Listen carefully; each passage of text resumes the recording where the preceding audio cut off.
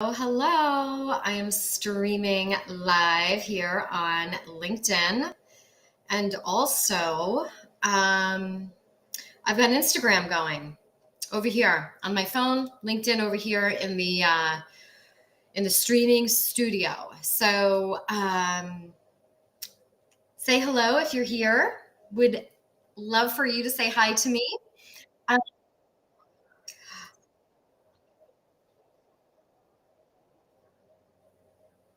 okay.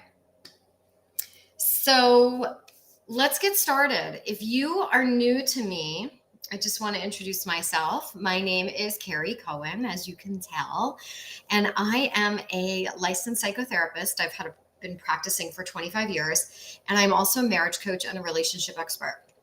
So I have seen hundreds and hundreds and hundreds of couples in my practice, and probably 10 times that of individuals. And so what I want to talk about today is 5 mistakes that I see couples make, um, pitfalls that you can avoid and what to do instead, because there are certain sort of dynamics that really have a way of chipping away at your marriage. So let's dive right in.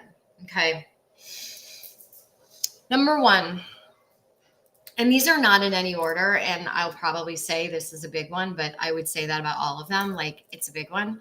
So number one is not looking at what you contribute, and focusing all of your efforts on what your partner is doing wrong. Okay, so this is really a problem, and I see this a lot in the couples that I work with, where we are sitting together, we're having a discussion about what's going on in the marriage, and partner A keeps saying, well, they keep doing this and they keep doing that. And I say, okay, well, give me a sense of what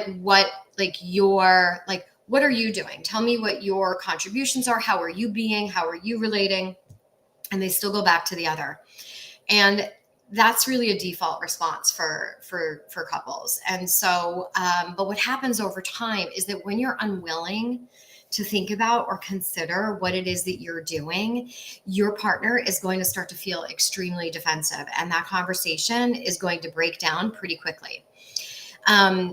You're likely doing this on a subconscious level, so is not intentional. But what we really want to be able to do is bring awareness to that.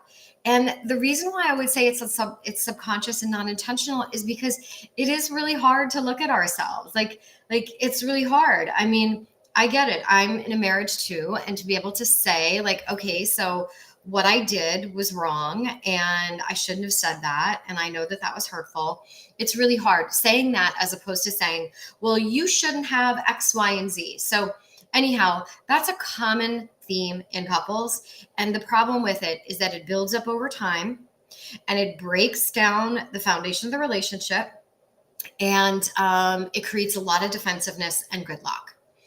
So, and if you have questions, put them in the chat. I don't know if I could see the LinkedIn chat, but put them in the chat anyway. Okay. Number two, ignoring your partner's gestures for connections. So they make a funny joke and you're just like, it's not very responsive, is it? Or they reach out to touch you. They sort of reach out to give you a little touch, and you're kind of like this, or you freeze up. Or they give you a smile, like you're stressed. You sort of come out of your home office, maybe this is me, walk out, and my husband will be like, hey, babe. And I'll be like, hey. Okay, so all of these are ignoring your partner's gestures for connection. And what's really important is that we receive our partner's gestures for connections. Because when we don't actually take in and receive our partner's gestures for connections, they're going to stop making those gestures for connection. And good marriages happen in the small, moment-to-moment, daily intentional acts. It does not happen in these grand gestures, like surprising you with a trip to Paris, showing up with a beautiful diamond necklace. That is not how great marriages are built. It is in the small daily gestures. So don't ignore those little gestures for connection from your partner. All right, number three, giving your partner what you think they want because that's what you want. We all do that, right? I mean, we all do that. So let's just say, for example, I'm a person who likes to receive gifts. So if you're not familiar with the 5 love languages, I don't take like too much stock in this. I just like it for context. And it's also just kind of fun and interesting to look at with couples. So let's just say I love receiving gifts. So the way I show love to my partner is by giving him gifts because I love receiving gifts. But that's not his love language. Let's say his love language is physical touch, which is actually my partner's love language. It's physical touch. But instead I give him what I want, not what he wants. And it's really important that we actually recognize what it is that our partner wants and needs and how they feel loved. Because love is an act. You know, it's interesting. A lot of people will say, I love my partner as if it's a feeling or an experience. But I will tell you, love is an act and it is an action. So it is a verb.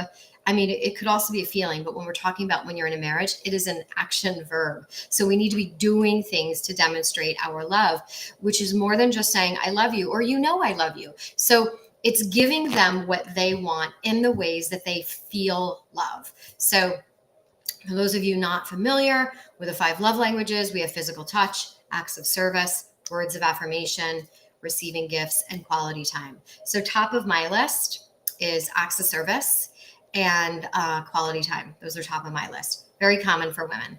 Top of my husband's list, I would say, is physical touch and probably words of affirmation. Neither of us are huge on gifts, although we both love quality time. Like, we love all of them, but you know, you sort of get the gist here about where you where you are. I'm just looking at something here. Okay. All right, let's move on. And of course, if you have questions, put them in the chat. All right, number 4. This is a deep one. Not keeping the pipes clean. Okay, you let things build up, either by leaving them completely unaddressed, or you start discussing something, you have a fight about it, and then you don't know how to resolve it. So you just let it accumulate and you just sort of sweep it under the carpet. And what happens over time is that as we keep sweeping, the sort of the mound under the carpet gets bigger and bigger. And then when we have another little tiny fight, the floodgates open and whoosh, everything comes in. And so then we wonder why, why did this little tiny issue turn into this massive eruption? It's because it's actually not about that issue. A, it's probably about some other issue. But B, all the unresolved stuff is fueling what's happening in that moment. So I'm really big on keeping the pipes clean in the marriage, keeping the pipes clean as an individual. Like, those are things that I feel really strongly about. And especially as a therapist, obviously, that's really important to me as well. When you're working with people, it's really important that you're keeping yourself in a place where you are emotionally present and clear with your clients. And number 5, the last one here, is not nurturing both sides of the relationship, the business side and the personal side. So the business side is how you run your home, the schedule, the chores, who does what, money, investing. Like, you function like a team, like you're a good team. That's very important. But so is the personal side, which is your bond, your connection, your friendship, and things like that. So I will have couples say to me, like, yeah, we're a great team. Well, that's great. I'm happy you're a great team, and we're going to capitalize on what you're good at. But if you also don't have a really good personal relationship and your romantic bond is not strong, then we really need to shore that up, because without that piece, then you're just really business partners. And many couples turn into business partners, especially those that have kids. So what I always suggest to couples, I sort of prescribe this to my couples, it's 2 dates a week. Some people call it a state of the union. You can call it whatever you like. It's 2 dates. One is for business and one is for personal. Business, you know, you can have it at a coffee shop, you can have it at home, whatever you want. And you talk business stuff. You're talking about the state of the finances. You're talking about the plans, the schedule, the kids, everything that needs to happen. And so that's the business. So you could sort of keep a pulse on what's going on, which I find really important. And then the other date is personal, where you do not talk business. This is really to nourish and nurture your relationship and your bond. So no talking about the kids, no talking about the finances, no talking about the stress of the household and what it's like running it. It's really just to focus on nourishing the friendship, the romantic relationship, nourishing the personal side of your relationship. And those are my top 5. Of course, there's a lot of pitfalls for couples, but we're, keeping this to 5. Okay. If you have any questions about this, feel free to put them in the comments. If you have any to add, let me know in the comments. And I just want to close with sort of what's going on in my world. If you are someone who would like to work with me, currently I have private one-on-one for couples and also individuals who want to work on their couple, but their partner is not ready. That is not an uncommon dynamic. I also have a group coming in the next month. I will be putting something out in about 2 weeks, which I'm very excited about. Like, I can't even tell you how excited I am about that.